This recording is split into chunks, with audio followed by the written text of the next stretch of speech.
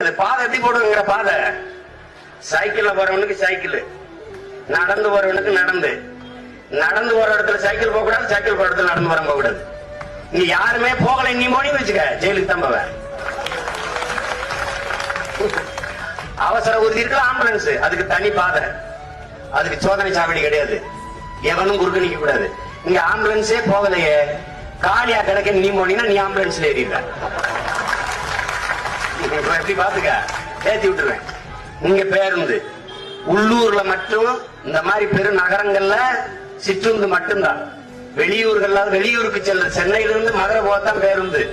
மதுரைக்கு உள்ள சிற்றுந்து, சென்னைக்கு உள்ள சிற்றுந்து தான், திருச்சிக்குள்ள சிற்றுந்து தான். ஆனா அலைவரிசை அடிக்கடி இருக்கும். 5 நிமிஷத்துக்கு 5 பேருந்து வந்து சிற்றுந்து வந்து நின்றோம். இந்த மாதிரி சிற்றுந்துங்கிறது சின்னதா அழிவிட்டு ஸ்மால் பஸ் பெருசா இல்ல, அடிச்சிடறோம்.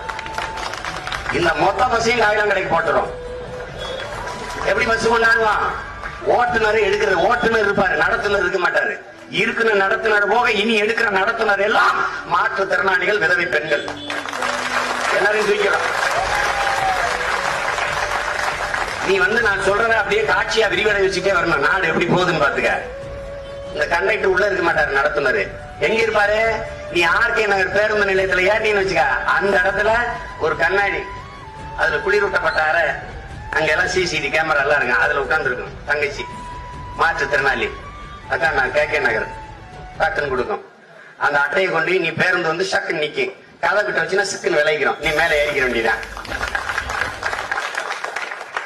பயணிகள் கவனமாக ஏறவும், இருக்கையில் அமரவும். நிக்கிற அளவுக்கு வண்டியில ஏற்ற மாட்டான், உட்கார்ந்து தான் பயணிக்கணும், இல்லைன்னா அடுத்த வண்டியில வாங்கணும். இடம் நிறைவடைந்து விட்டது, சற்று பொறுத்திருந்து அடுத்த வண்டியில் வரவும். அது எல்லாமே பேசும், ஆனா தமிழ் தான் பேசும்.